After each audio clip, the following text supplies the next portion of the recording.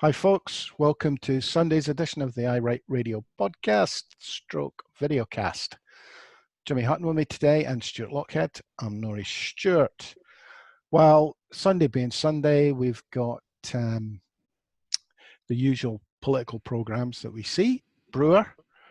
I couldn't even tell you what that program's called now, Stewart. I'm so used to calling it Brewer. Politics Scotland.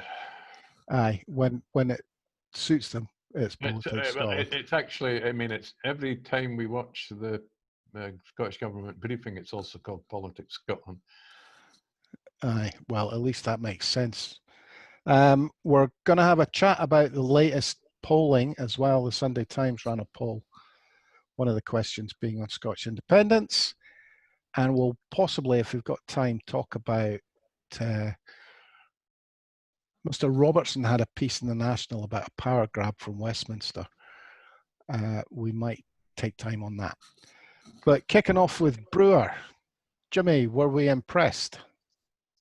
Nah, usual. I thought he would from start to finish. He kind of... It's just the usual Brewer. I mean, he wasn't trying to put words in people's mouth. Instead, he gave Jackson Carlaw 15 minutes to rant on however he chose. Without really questioning any of Jackson's assertions, other than the idiot one, where he actually says to him, "Look, how is it? Why are you willing to have a pop at Nicola Sturgeon and Hamza Youssef and not Jacob Rees-Mogg?" But other than that, didn't question him, so he just let him rant on for it. And frankly, Brewer starts for a very low bar. He's a shit interviewer. He's a rubbish interpreter of what people say to him, because he has his own agenda that he wants to push on BBC, and for some reason BBC seem perfectly willing to let him do that every Sunday morning. He can't even manage his own show. He always runs out of time. Always. Okay, I'm going to defend Brewer this week. Sorry, guys. But I thought he did a lot less talking himself this week. Ah, that's because he was talking to a Tory. Well, again, Stuart, if you let me get to the point. I think the party political broadcast that was Jackson Carlaw's contribution more than makes up for the daily presser that Sturgeon does. The thing that I was most interested in was the accusation that Jackson Carlaw made about there being no tests at airports. And it turns out, because Brewer spoke to Jeanne Freeman later, it turns out there's a reason for that. Would you guys like to know what the reason is? Well, let's find out. Tell us, Uncle Norman. Here we go. Here's Jeanne Freeman on Brewer. I don't know if you could hear what Jackson Carlaw was saying, but one of the things that he said, as far as I understood him, Jackson was Carlaw. that Scotland is the only part of the UK where 0 tests have been done on people returning to airports from abroad. Is that the case? It's not actually tests, Gordon. It's the follow-up checks on people who are required to quarantine. And part of the problem that is now resolved, and the follow-up checks will begin this week, but we had to have our Public Health Scotland officials security cleared in order to access the Home Office systems. That's the system you need to access to get passenger data in order to protect people's data and so on. So that has been being resolved. It is now resolved, and those follow-up calls will begin this week. So Jackson Carlaw's right. Scotland is the only part of the UK that's not done any follow-up checks. I don't know about Northern Ireland or Wales. So Jackson Carlaw is right. He's just wrong about who he's blaming. Aye.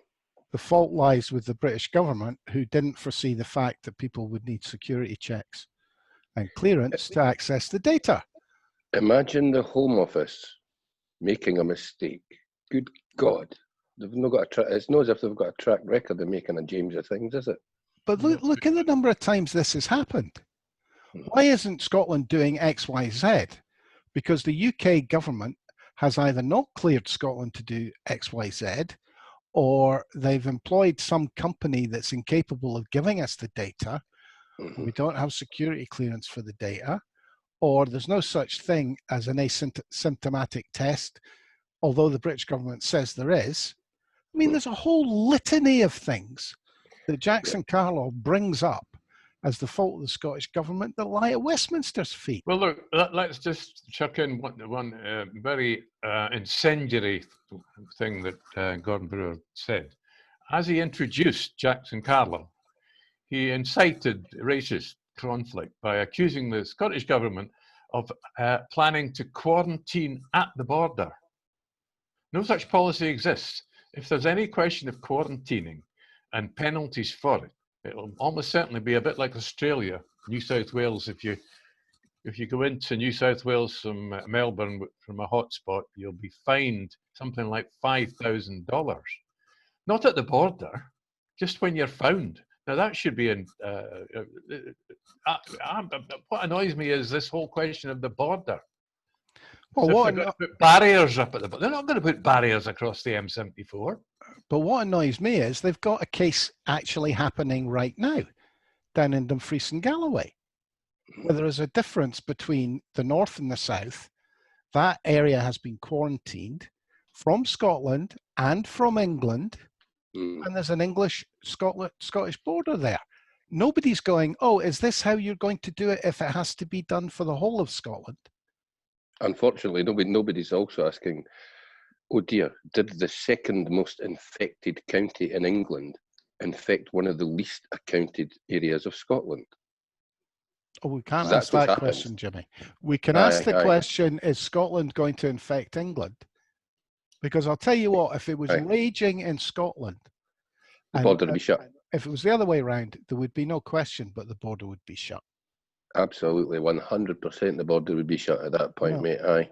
I mean, there was a bit of Twitter spat about the protest / bit of comedy that happened at the border on the Berwick Road yesterday, but it was, I mean, I think Brewer kind of laughed at it and said, was that not just a bunch of donuts fooling around? Because really that's what it was, and the fact that Jackson Carlaw tries to turn it into something different reflects more on Jackson Carlaw and what kind of horse's arse he is than anything else. The reality about stopping people coming, if England continues to have a level of infection that's 5 times worse than ours, I don't have a problem with Nicola Sturgeon saying, you know what, we don't actually want you coming now, and if you do come, you're getting fined 1,500 quid. And if you're desperate to come, fine, come, but come for 3 weeks, because for the first 2 you'll be sitting inside. I don't have an issue with that. I mean, the whole question of quarantining is there are assumptions made at the moment at the top of the news agenda that we get on Twitter and Facebook and obviously on the TV as well. And they're not taking into account all the varieties of what quarantine means. I mean, if you really want quarantine, look what happened in Melbourne. Public housing in Melbourne, 9,000 people living in tower blocks. In other words, the Quinzel Flats in Edinburgh. 9,000 people are under virtual house arrest. They're not allowed out. And they've sent in 500 police to make sure they can't get out. But the residents themselves, I have to say, have said, why didn't you just send us 500 nurses? Well, why would you send 500 nurses into a COVID hot zone? Those people have captured it for some reason or other.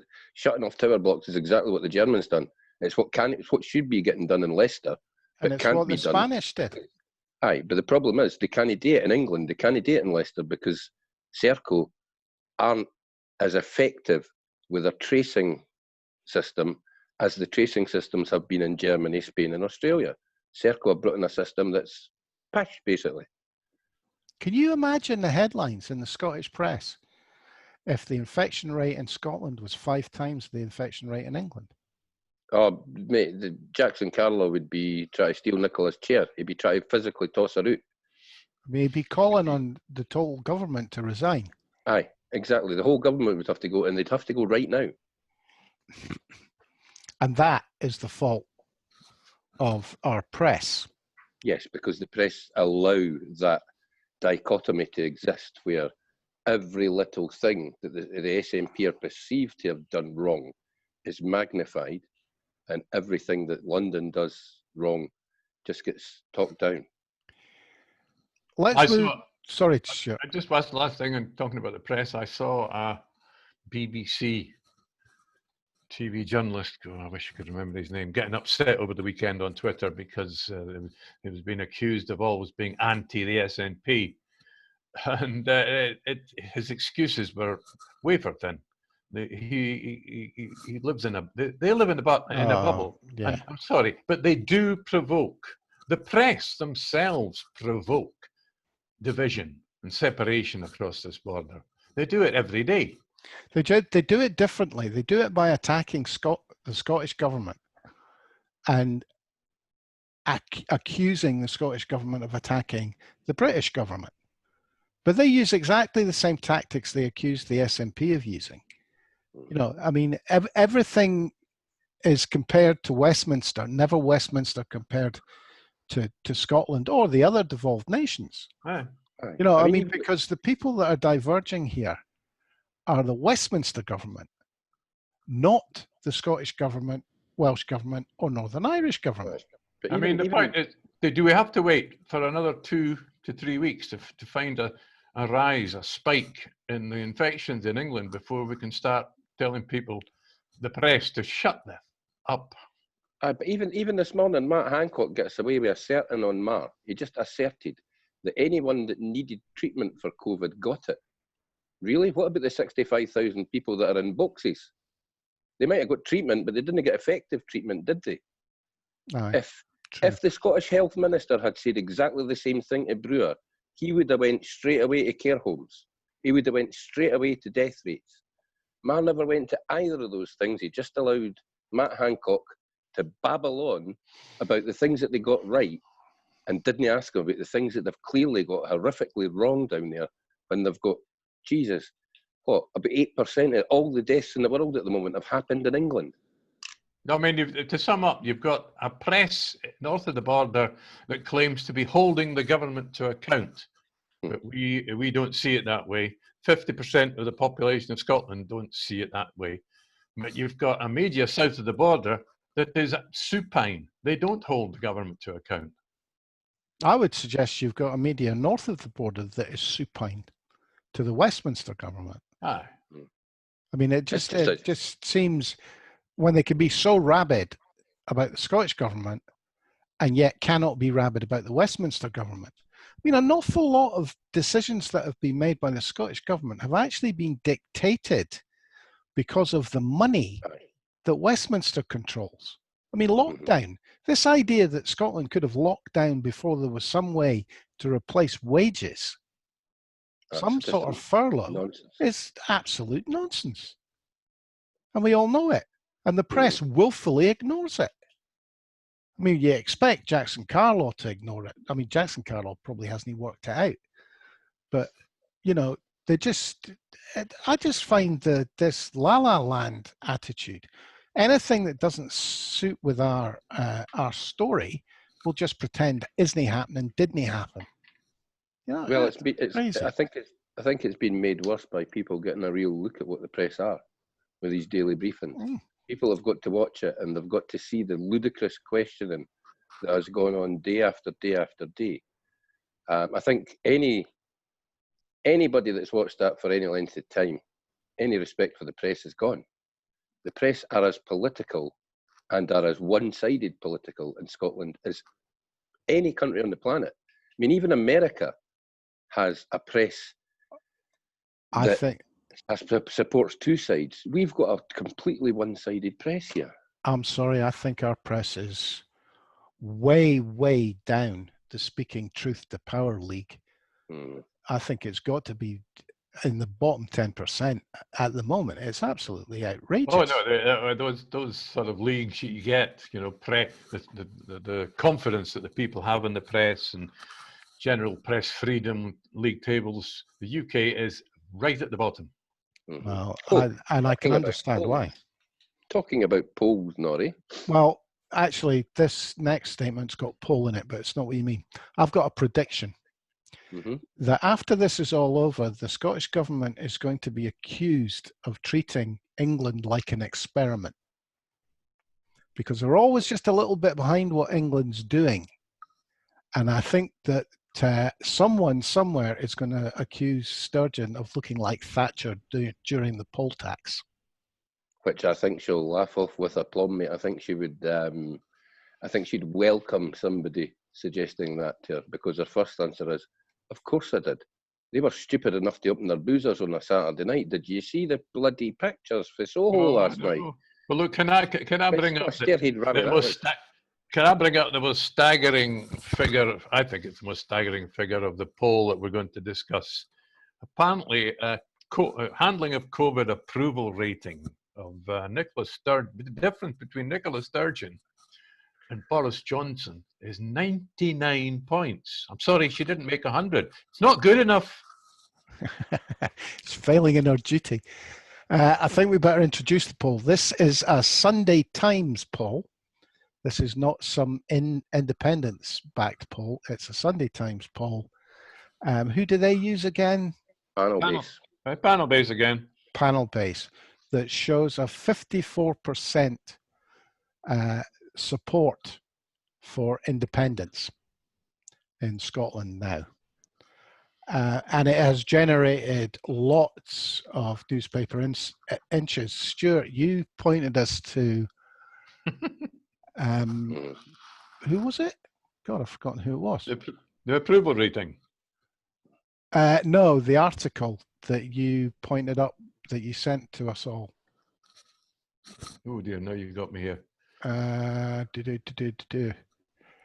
Jason McCann? Yes, sorry, Jason McCann. Yeah, well, he referenced, like quite a lot of people. He's worth. He doesn't write every day, but Peter Bell does almost. There are others. The ground is moving underneath our feet, without a doubt.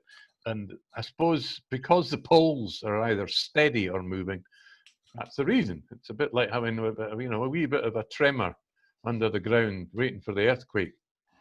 It's worthwhile pointing out what Jason Can suggests. He says the mistake we're making is we're treating it like everybody wants a route map to independence, so it's a journey like pilgrims going to Canterbury or something. He says it's not like that. It's far more. I mean, he's a bit religious. He's far more like a siege with the walls of Jericho, and we're already inside, and we just got to knock the walls down, and there we are. It's worthwhile quoting one thing from him. I think he suggests that the truth is the opposite of right. No, there will not be a magic moment when the level of support triggers a referendum. The truth is the opposite. The more support for independence we win, the more the British government will resist. I have my issues with Jason. I think he's got an awful propensity to get pushed, write something, and then he comes out and defends it instead of saying, "Ken, what? Mea culpa. I was blutered and shouldn't have been on Twitter."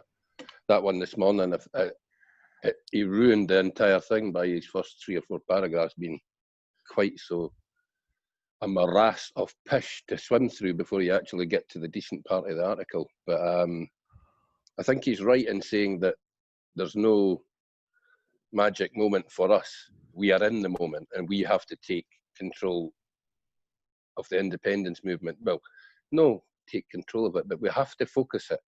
The Yes movement has to get behind the SNP.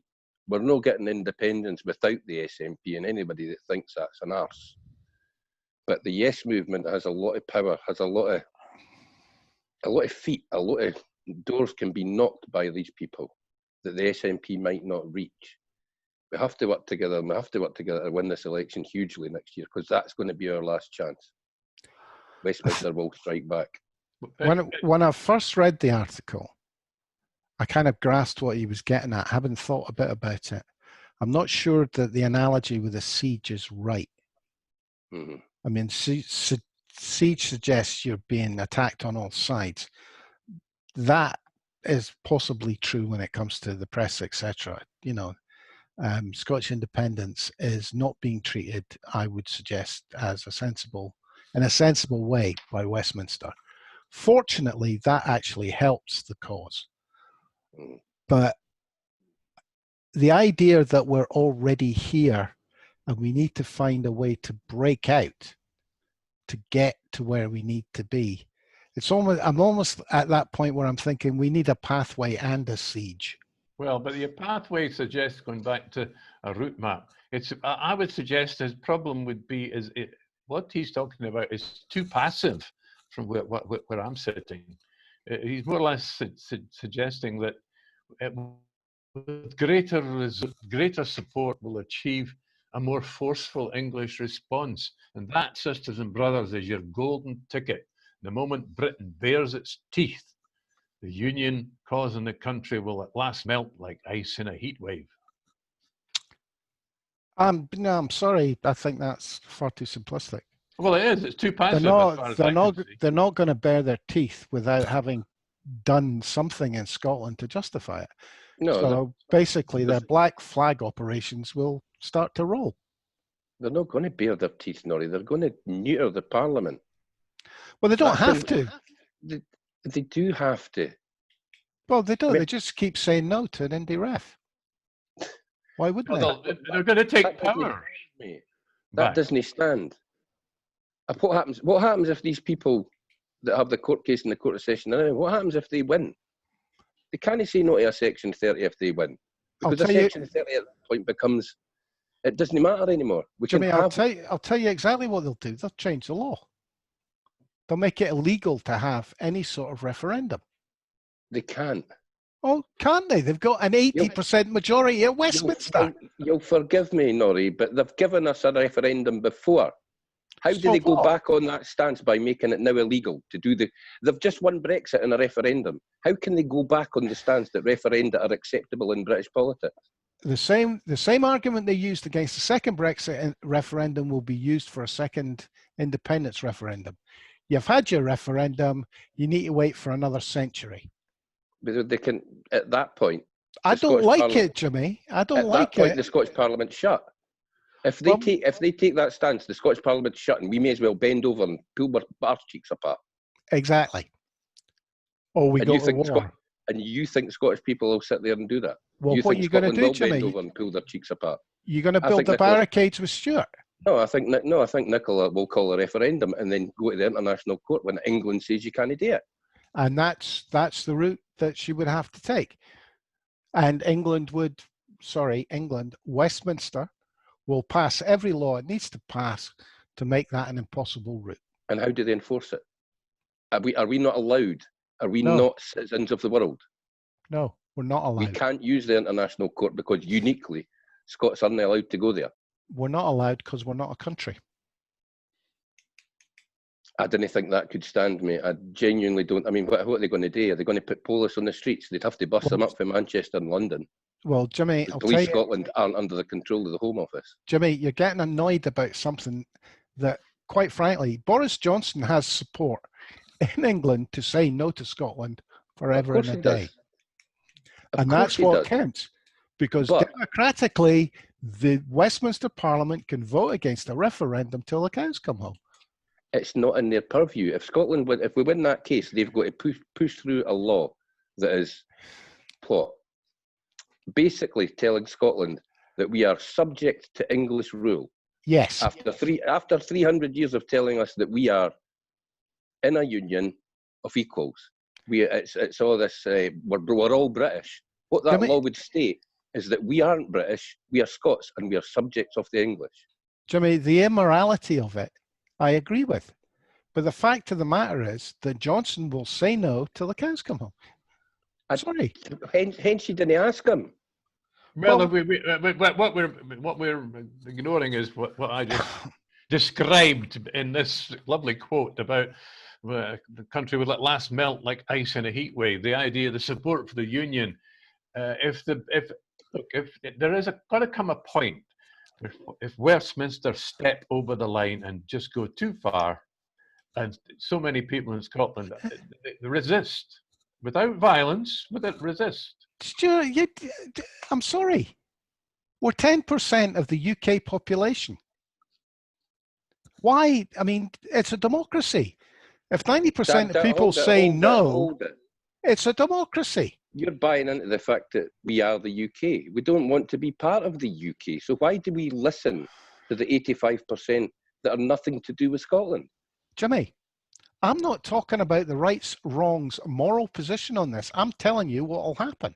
All right. Well, here's a new idea. It won't be allowed to stand. All right. Depending on how angry, how many people get angry, you could say, well, we've no idea at what point, but there's got to be a point at which, if enough people get angry, they could say surround Faz Lane and make that impossible to work. It's no 1974.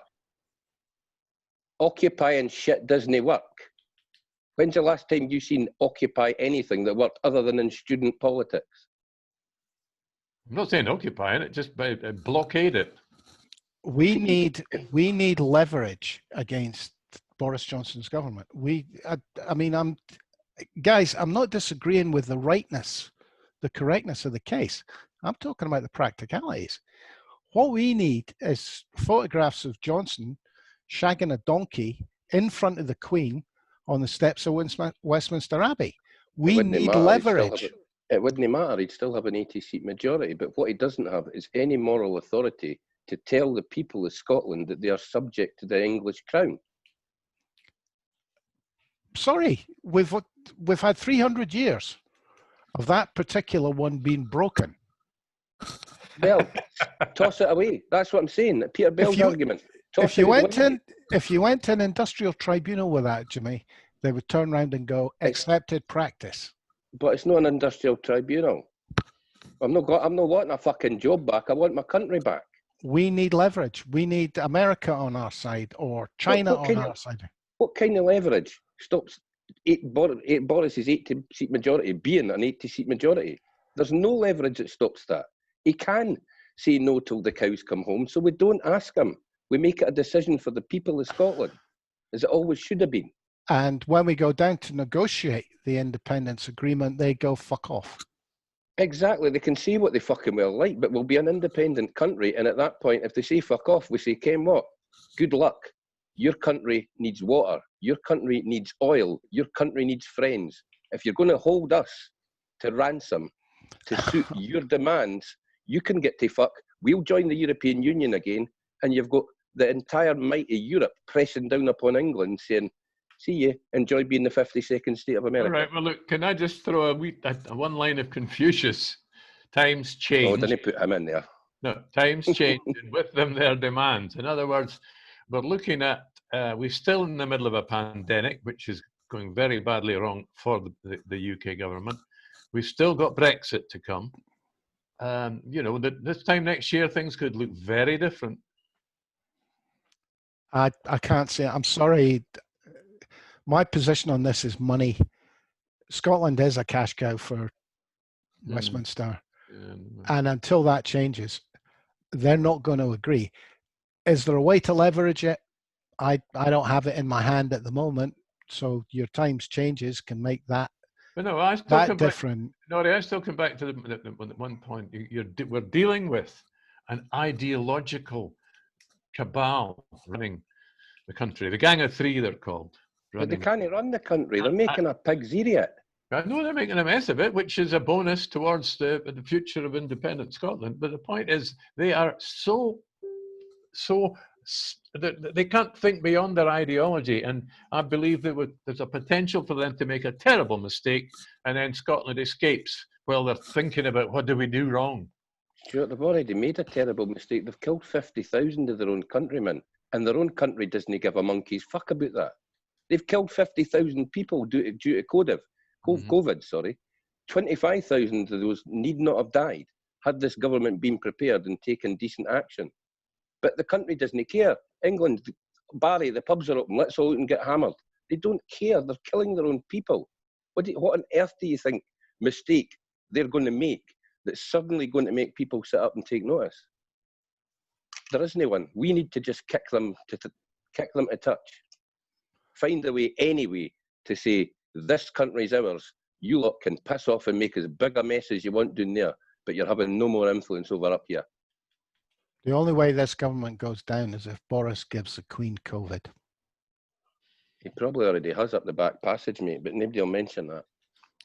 I'm sorry, guys. I can't see either a democratic route or a political route.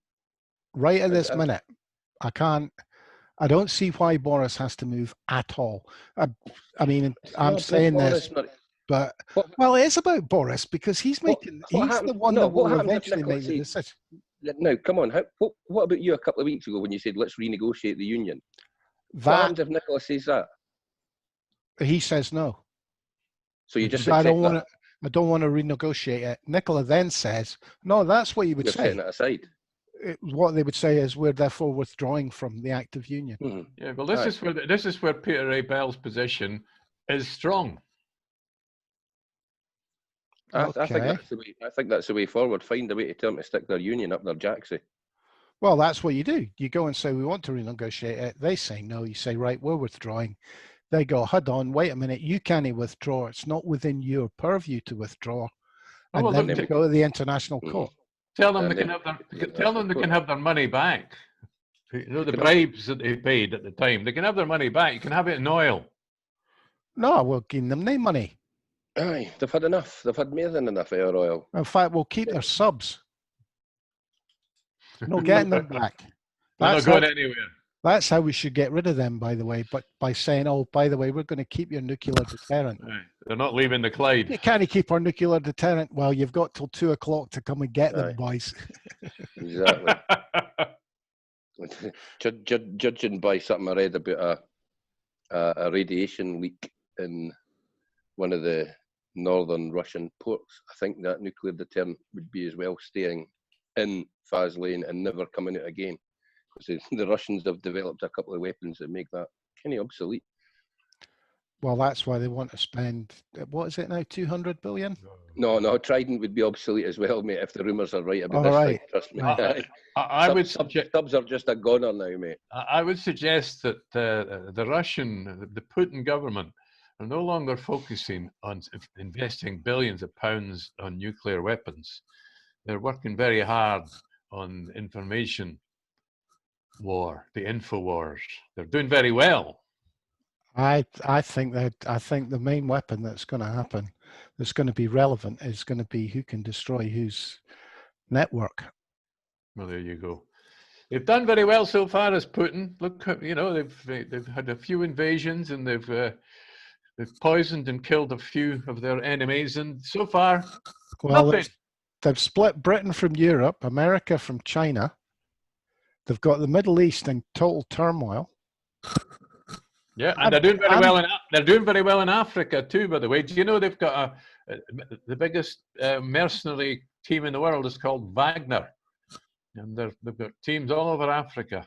I thought he was just a shite singer in Britain's Got Talent, but never mind. Well, reading, I can't remember where it was. Was it in the Times today? An article specifically about this. I think it was Guardian actually. And I was sitting there and I'm thinking, yeah, they've disrupted everything, haven't they?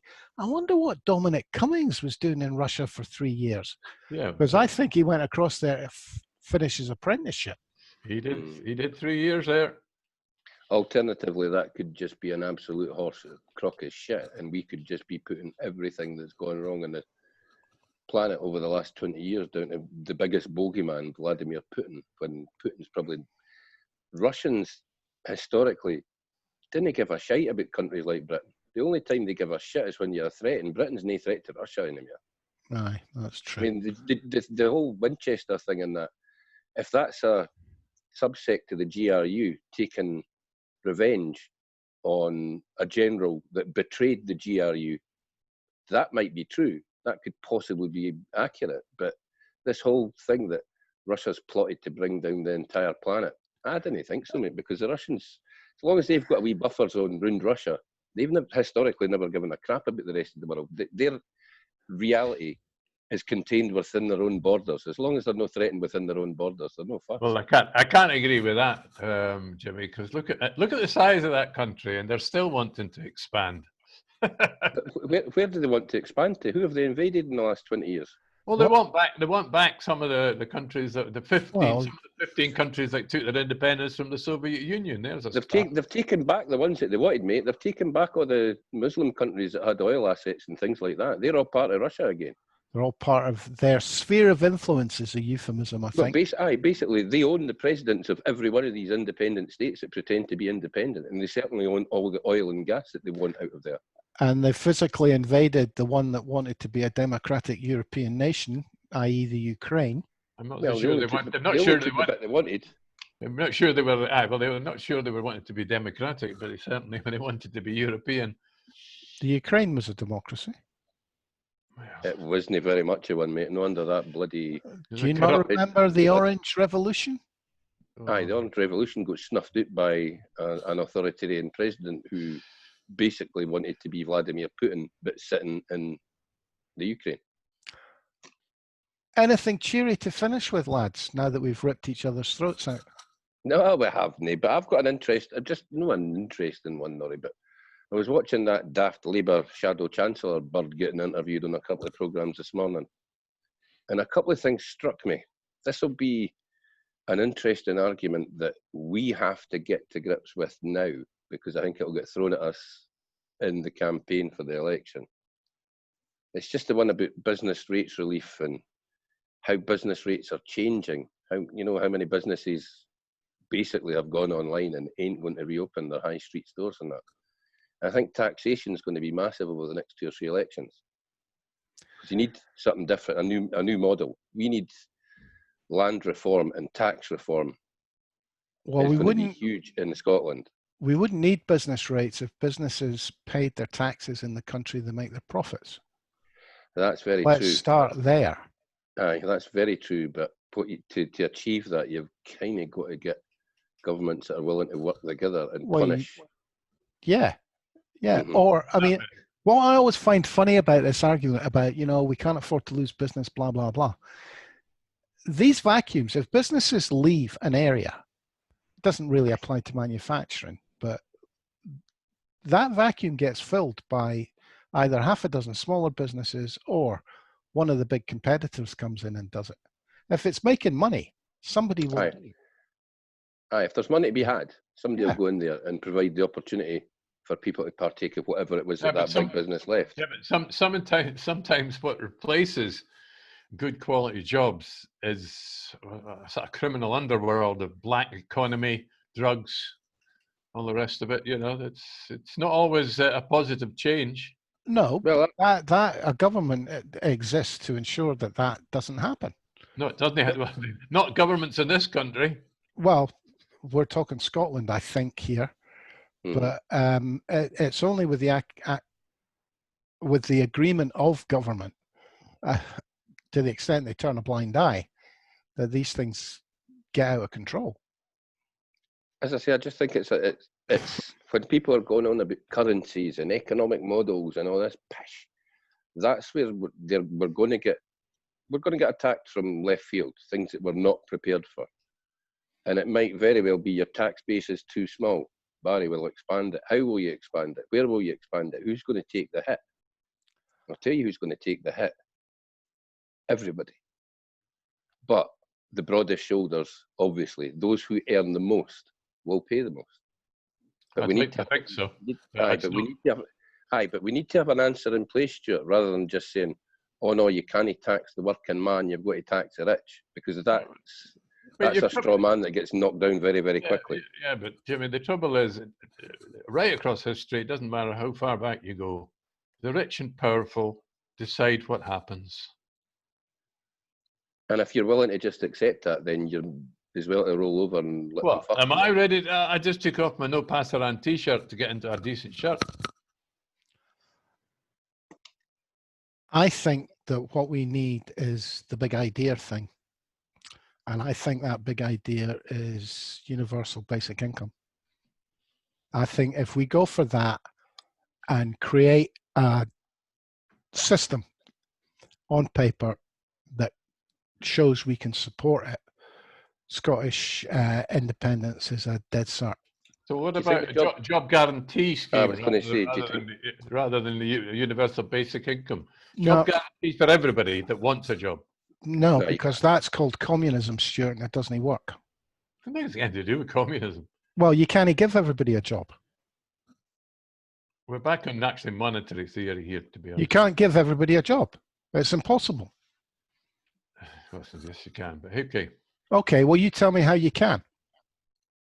You have to have a totally static economy that neither gets better nor worse, to maintain 100% employment. I'm not going to go in. That's a whole different argument. You can pay everybody. Sorry, I'm not going to argue macroeconomic theory with you. Okay? Not I'm today. just saying you can pay everybody and you can call it whatever you like, but it is universal basic income. Give them a job polishing bollards. Is that a job? Because I've been good at that for many a year. Although I use a different euphemism. Well, I've stolen a few bollards. And on that, I think we'll maybe call Sunday ended. Cheers for coming on, guys. Didn't he call Sunday ended? All the godbrothers will be up in arms if you say it like that, Norman. Yeah, we need a new religion as well. Could call it something like... No. We could call it cronyism. No, I'm a militant atheist. I'm going to jail if they change this law in Scotland. Militancy is a religion as well, Stuart. So being a militant atheist is a contradiction in terms. I'm definitely going straight to jail if they bring in this new hate speech law. If militancy is a religion, do we all worship at the altar of Derek Hatton? Oh God, that's one from the past. Oh dear. Okay, folks, we're going now before we get really ridiculous. Aye. Thanks for listening. Thank you for being on Jimmy Hutton, Stuart Lockhead. I'm Norrie Stewart. Bye-bye. And we'll speak to you all tomorrow, which is Monday. Cheers for now, folks.